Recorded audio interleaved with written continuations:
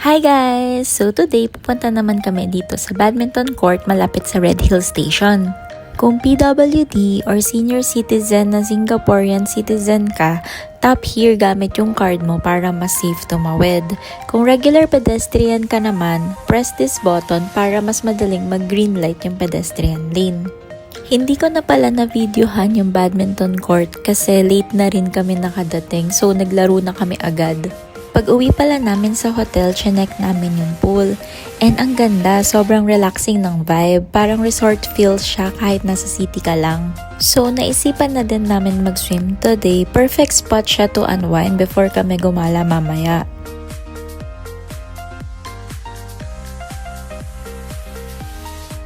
Pero dahil nagutom na kami kaka-badminton, kakain muna kami and then babalik na lang kami dun sa swimming pool.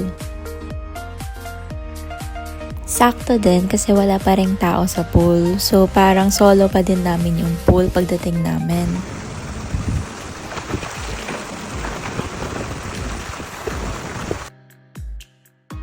Ang ganda din ng sikat ng araw ngayon kaya saktong-sakto yung trip namin na mag-swimming.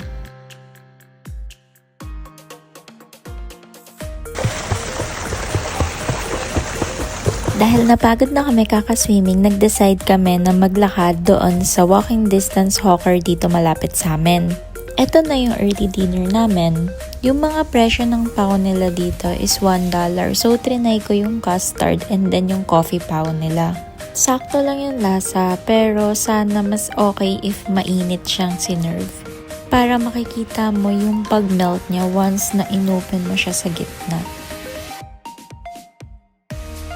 After namin mag-food trip, naglakad kami papunta sa bus station. Ganito pala yung setup ng bus dito sa Singapore.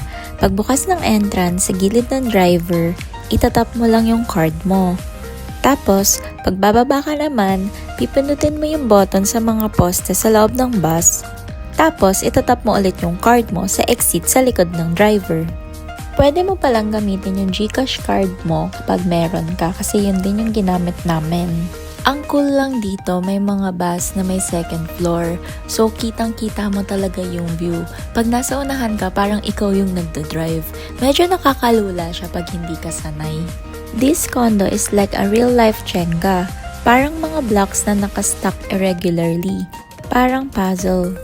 Trivia, ginawa siya para magkaroon ng more communal spaces, gardens at natural ventilation sa pagitan ng units. So, hindi lang siya basta design, functional din siya sa lifestyle ng residents. Parang naglalaro ka ng Jenga, pero may pool at gym.